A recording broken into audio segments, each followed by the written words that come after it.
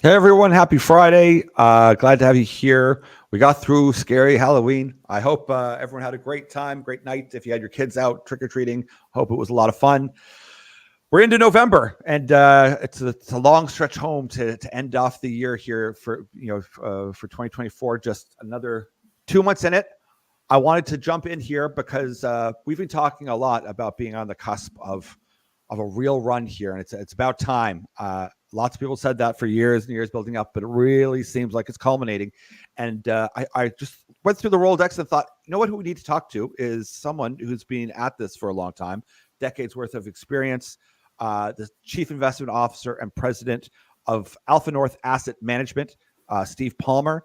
The reason why we want to talk to him about his basic insights on Canada, the economy, juniors, especially mining, what's happening in the world, is his fund has a very specific honor of whenever, I don't want to take it away from him, but there's a reason why he's on here. I don't want to give it away. We'll let Steve tell him. I'll let him tell instead of me stealing his thunder. But we wanted you on here. We're grateful to have you here. We'll steal some knowledge and some wisdom from you and what to expect here before Christmas and then after. Well, thanks for having me on, Andrew. Real pleasure. So tell me a little bit about the fund. I kind of set it up there, and I don't want to take away from you, but there's a big reason why someone should be interested in your fund specifically right now, and in the bigger theme of what we kind of follow with the energy and mining stocks and the juniors in particular. Right. Well, our flagship fund is called the AlphaNorth Partners Fund, which was launched in 2007. And since that time, the venture index, which is our benchmark, has done quite poorly. But we've outperformed significantly, as you can see on this chart. But my high-level pitch these days to investors is during each of the past 4 bull markets in the TSX Venture Index, we've had it's been the number 1 performing fund in Canada. So I believe that where we are today, we're at the cusp of a new bull market, and there's several things that point to that occurring. The last one you see there on the chart was 2020 to 2021, where the junior stocks did very well. But since that time, the market's down about 75%, the junior market, and it's been about 3.5 years. So I think the time and magnitude are in place, and the stage is set for another bull run. So to get to that why you think that there's a bull run, you have had a lot of market experience. So we haven't had a ton of them. We've had these hiccups and these kind of false starts and these good things. What is it this time here that you see with the culmination of all the experience you've had, working in the industry? What are some of the things that you see either in the economy, in the dollar, in whatever it is, that leads you to believe that this is starting to move? Well, as I mentioned, the 2 key factors are the time since the peak. So it's been several years. We've had a significant pullback, 75%. If you do a blend of the CSE index and the TSXV, another important factor is sentiment, investor sentiment, and that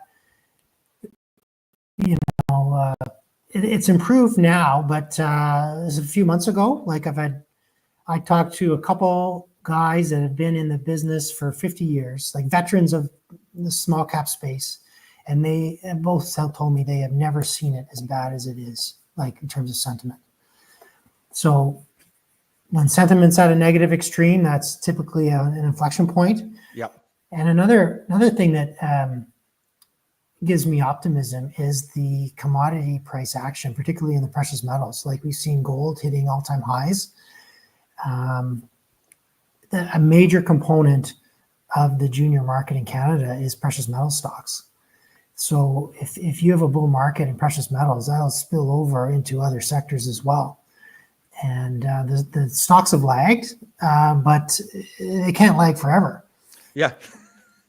Yeah, I was going to say, I mean, there's like a rally and a rally as well. Like we talked a little bit beforehand that right now precious metals is leading the charge. Gold usually does. I think you would agree, but We have other commodities like nickel just getting, a ball, like just bombarded. And it's odd to me because I look at things in long term. It's almost like, oh, we're never going to use nickel again. And the sentiment is so low. But I mean, what do you take from this, the commodity action, all these prices, and like it's not getting as much pickup in the junior space with gold yet, but they do respond quickly to the negative sentiment. That's for sure. Yeah. Well, I should also mention copper, because copper is another key commodity, and it's off its all-time high. But a few months ago, it was traded over $5 a pound, which is, I believe, that was an all-time high as well. So, it's the whole copper theme with the electrification of everything, like the build out of all these data centers for AI. There's going to be a huge continuing demand for that metal, and companies have not been spending enough to find new deposits and bring on new production in a lot of these metals. Yes, I mean that's a thing we kind of harp on people, is there's almost kind of like a like, hey, when we need it, we'll get it. And if you look at some of these charts of supply demand, I mean, copper in particular, there's a cliff of falling off because there hasn't been any major new discoveries mineable or mines created in quite some time. Even if you're waiting on South 32 there in Arizona, the Taylor deposit to get on board, that's still a little bit off. Like it's almost as if people understand are starting to come together with the idea that we need these critical metals, but they almost seem to think that they're easy to get, or I don't understand. There's a disconnect. True. Yeah. You can't bring on copper production overnight. But the demand for some of these, like the infrastructure for EV vehicles and the AI data centers, they want that in place tomorrow. Like they're building them out quite quickly. Do you think some of it's impatience too? Like people know we need data centers, but I want to invest in the chips because it's in the news in front of my face all day long. It's going to take a couple of years to build out a data center, or say 3 Mile Island, with energy to support that data center. Do you think some investors they're just not as disciplined, focusing more long term? Well, everybody these days seems to be so short-term focused. Like it's very frustrating. Like, that's a lot of the private placements are getting done now. It's all going to investors that are trying to cut the warrant often. And so almost everything you buy through a broker will go trade below deal price. And that never used to occur in a decent market like 15 years ago. Like deals would be at a discount, you buy it, and they'd be up like 20-30% right out of the gate. Yes. Do you feel that like the market isn't supporting as much? Like 20 years ago, there's probably much more of an active retail market. Do you think that's kind of died down a bit? Do you think there's a way of reviving it, breathing fresh air into it? Do you think there's, would it take a change of kind of business plan as far as the government of Canada? Like, what do you think might help to stir that up? Well, yeah, the volumes on the venture exchange have been very low. In fact, in recent months, they've been at record lows, like back to when it started in 2001. So that also is a reflection of the sentiment, just no investor action. I think the retail investor's been hurt by the whole cannabis bubble. Yeah. So there's a lot of investors probably still have some of these things on their books at cents on the dollar. So when we're talking kind of about economic growth, everyone always talks about China, and it's funny because they always assume that all of commodities have to do with China. Now, I'd love to get your point of view on that. Is how much economic growth do you think is impacted by the resource sector? And then, of course, kind of under that caveat of the West trying to pull back some of the processing or some of the say pathway to critical metals, or even just gold. Not even just the critical, the base metals. Yeah. Well, I agree. You can't rely on a lot of these critical metals on China. Like it needs to be a diversified production. You need some domestic supply. That's another factor too. Like the Chinese government just announced a few weeks ago a stimulus package, and that's very supportive of commodities. In fact, the last bull market in commodities was largely driven on the strength of China. What do you think with, say, like the strategy to identify some like potential survivors? Like there's a lot of junior companies. I think you could probably wipe away a lot of them fairly quickly. But what are some of the things that you looked at like during a downturn that you like to see? And not mentioning any names, but just like some things that, like a couple things that you like, listen, if I want to identify a good junior that has potential, I need these couple of things. What are something you could share to someone to get their brain kind of culminating and getting on side with, if they're even on the right path? Yeah. Well, I'm always attracted to companies that have something unique, like things like very high grade. I like to focus more on good jurisdictions, like North America, for example.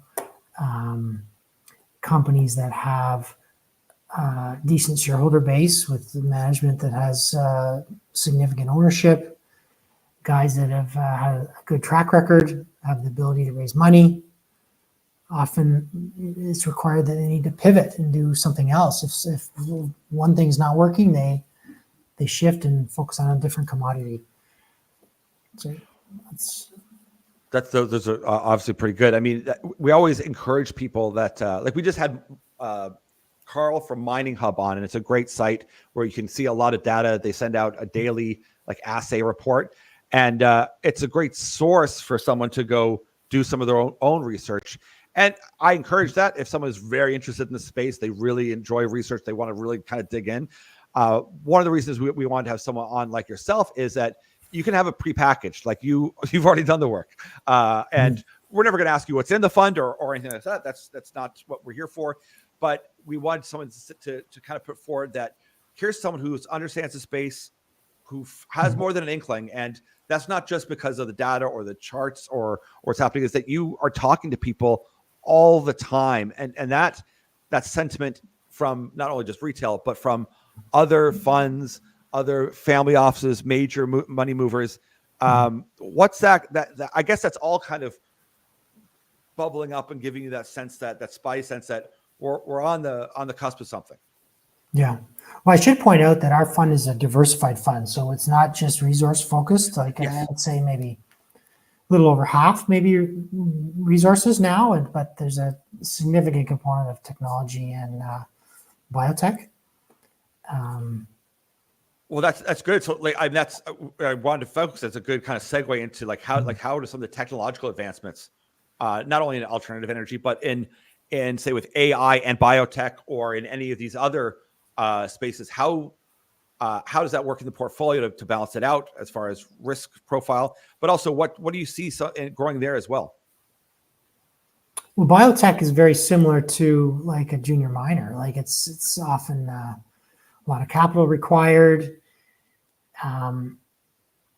It's like you do a clinical trial in biotech, and it's a binary event. It's similar to exploration drilling. Like you either hit or you don't. Yeah. Yeah.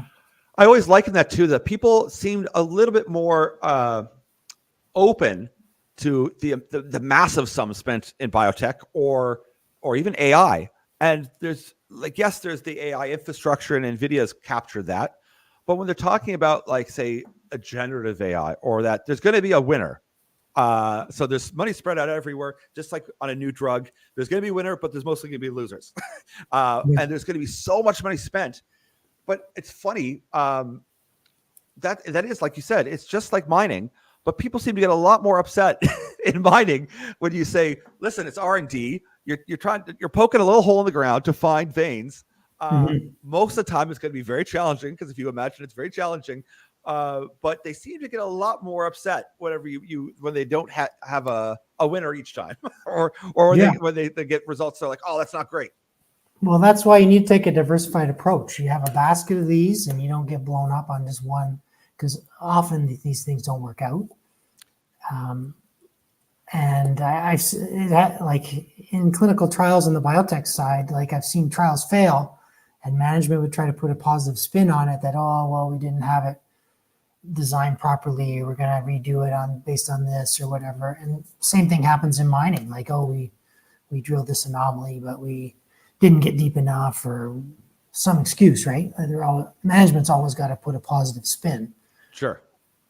So, That's tough for people to decipher too, because say you have a thesis, you test it, and it gives you like an inkling, like, oh, we think we're onto something. It's tough because you're going to have a stock pull back. You have to raise more money now, and that's it's tough for people because I guess it comes back to then if you've got the team and they have strong backers, they're going to get another chance at it. They're convincing. They've got a reputation. The money believes them. The market believes them. That doesn't happen all the time, though. No. So, what are some things here, like in regards to biotech? What do you see as a theme that seems to be really kind of exciting you right now? Well, I focus on small cap, and the small cap component, like in Canada, they're down and out like most of everything else. We do a little bit of US listed biotechs, and our focus has been on companies that trade at less than cash value. So that kind of protects our downside a little bit. If you can buy, like some of them are like half of cash. Wow. Plus they have decent pipelines for potential new drugs. So that's the way we've been playing it. So I think the small cap biotechs have gone down a lot, just like the TSXV, and there's a potential for a big recovery there. What that's people want to know like when's a good entry, when's timing and everything else. It's been challenging here for the average Canadian. I mean, there's no doubt. I mean, inflation has hit, interest rates have hit. Do you think that like it's a matter of there being like an overall like leadership change? I don't want to talk about politics or anything, but like some sort of new business plan to put forth and say, listen, this is what we're doing. This is the path. Because it seems like sometimes even when I look, I go, well, I don't like, as far as Canada, like what are we doing? Like, I don't understand. Like, what's the path forward here? We know we're in an energy transition, but there isn't enough agreement. There isn't a clear cut exactly how we're going to get there. And also, like, there's lots of positive. We see, especially like Quebec, Ontario, certain provinces really putting out the message towards, especially the critical metals, building up a battery kind of thing. But it's just also not flowing down, I guess, to the retail as much. Or maybe once again, it's just the, what do you think? Is it just the I don't think there's any particular policy or any particular event that needs to happen to start a bull market. Like, okay, yeah, good. The framework is there. We're down 75%. We're several years in. Commodities are starting to move. Sentiment has been terrible. All those things. China stimulating. It just will start to happen. There'll be some wins in the space, and we've had a few that have been multi-baggers already in the past year on the resource side, like turnaround stories. And retail investors will start noticing and realize, wait a minute, I missed that, or I sold it way too early. I could have had like 5 or 10 times and I only got a double. And they'll start chasing returns. At the end of the day, it's human nature to chase returns. And it'll just have a compounding effect. Yeah, that uranium run like last year, which was great. And this, I was kind of hinting at the cyclical nature within the cycle as well. What's your thoughts on uranium? Because I've heard lots of analysts say that was a good like bump, but there's more to come. What's your thought? Are you very bullish on uranium? Do you think there's a big story, or is it? Right. I'm not particularly bullish on uranium. There's many commodities you can invest in, like oil and gas, copper, gold, whatever. Uranium would not be at the top of the list for me. I admit we totally missed the bull run in uranium that occurred over the last couple of years. But a lot of the same, the bull case hasn't changed in 20 years. Like the last bull run, I got all the same arguments. Where I look at how many reactors that China's building and like all this stuff. Uranium still crashed, and there was a decade where it did absolutely nothing. Yes. Decade bear market.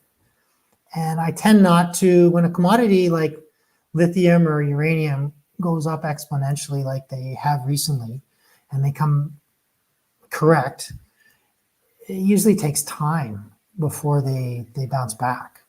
Yes. Okay. I would rather invest in commodities that have not had that big run yet. Yes. Well, maybe that's a good segue to, once again, not company specific, but your overtake on energy, oil and gas. That is always a heated discussion with people because, and we talked a little bit beforehand, one would think that because there was a lot of negative sentiment in the U.S. that they hadn't produced a lot of oil and gas. They certainly did in the last 4 years. So what's your thought, even though the sentiment was down, what are your thoughts going forward? It's a tricky one, but what's your thoughts? I think I'm positive on the energy space. I think there's not enough money being spent. Global demand for oil is increasing. It's going to continue to increase for at least till the end of the decade, despite all those EV actions. And companies are, they're focused on shareholder returns now, share buybacks, dividends. They're not blowing their brains out on all this crazy drilling that's, and piling on debt. It's quite the opposite. So I think when we do get a commodity rebound, probably next year, there could be another really good run in the energy stocks. Talking about like kind of runs, and we're not into timing over here. I always joke that I'm not a trader. Like I've got the worst timing. I've got good overall macro, and I'm more of just a sit and hold something, and that's it. But you're kind of saying right now we're on the cusp of this kind of run, but we're also coming into like a tax like sell off. Like people will go, oh my God, I have to sell this and buy that. Do you think that'll have any effect coming in, or is like once again it's like yeah people might sell some of their losers, but they're gonna be buying winners? Like right. I know people have taken some tax losses over the last couple of years. I don't know that there's going to be any. This year's going to be an outlier in terms of abnormal tax loss selling. September, October, and November are generally tough times for the market. And the work that I've done on the junior market is that the best performing months of the year are December, January, February, by far. Like December is almost always positive. In fact, the last 2 weeks of December have been always positive, 100% of the time for the venture. So I usually make sure I'm all in going into December because the odds are in your favor. And tax loss selling is one of the reasons that causes that seasonality. Yes, that's really interesting. Overall, and this is kind of like an overall kind of question. We're called the market mindset for a reason, and part of it is the mindset thing. Is you have to have a very special mindset. And I want to kind of get into like your mindset of to be in the junior space. Like you have to be very resilient. Like I think. That's obvious, but what is it that attracted you to it? Because there is a lot of, like you said, these gaps of pain and then boom, a spike up. That's not for everyone. What's it about you that it either attracted you to it, or do you just fundamentally have that kind of that personality or sentiment that's like, I can handle that. That I'm built for that. Well, I'm used to it now. You're calloused. I remember. You just got to take a diversified approach to it and just be prudent. Don't lever up too much and get in trouble. And it's quite exciting in a bull market. It's like my analogy is the junior market's either going straight up or straight down. Yeah.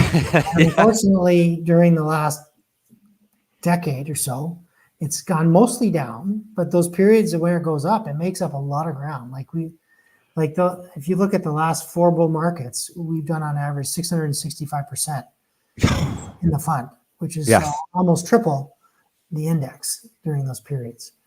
So it becomes very fun very quickly. So you just got to hang in there. Let's just kind of rebuild from there, because I'm gonna put this into context. I was listening to Michael Gentile on an interview, and it was wonderful because he was just reminiscing about, like, guys, I don't want to get promotional here, but when this thing goes, like, let me put some context in this.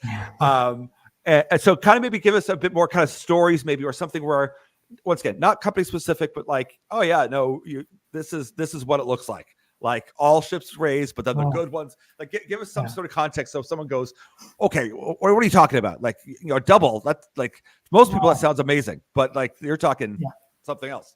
Well, we've had multiple 10x returns.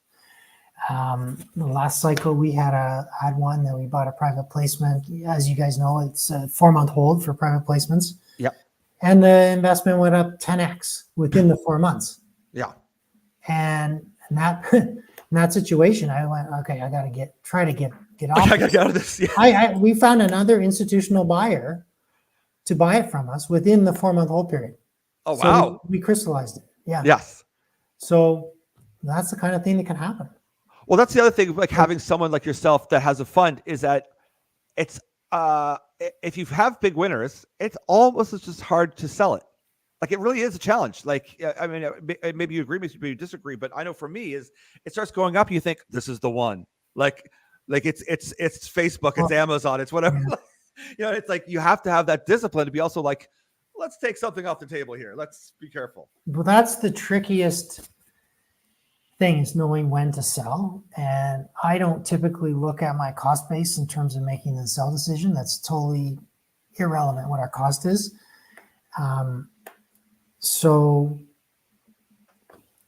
we try to let things run that are working out. But the other thing I've found over the years is almost, I'd say 90% plus will return to 10 cents. Like, most companies will fail. Yes. If given enough time. So you do have to get out at the right time. Yes. Like, I look at the last bull run in 2020, 2021, we had 2 or 3 ones that were investments that went 10x, and every one was down 80, 90% from the peak. So it's good that we got out. Is that a function of them, like the news just didn't flow, or is it just enough people go, this is good, I just don't see, like, the momentum stops? What is it that it is? Is it, or it's just a failure? It's just expectations just get too high, and things take longer, and some macro event spooks the market, and it just, once the momentum turns, like, it's hard to pull it back. Yeah, that's what we use, technical analysis a lot, and I'd say it's most useful on the sell side. So it's like, just because a company hits what we determine as fair value, like, for example, these US biotech stocks, just let's say we had one that went back to cash value, so we have a double.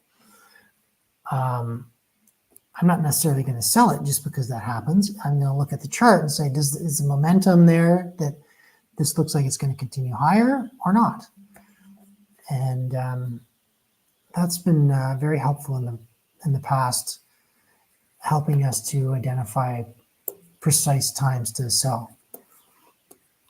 That's, I mean, once again, and having the expertise in technical analysis, seeing the volume, seeing not only the fundamental news and what's happening with the company, but that's also a skill a lot of people don't have, like, especially if they're retail and they're new. They might just understand the basic understanding of, hey, they've got good assays, or they've got this, or the biotech looks strong, but not being able to read a chart, that is tough. It's harmful for people as well. Yeah, I would argue most guys would, like, a lot of guys get in at the same price.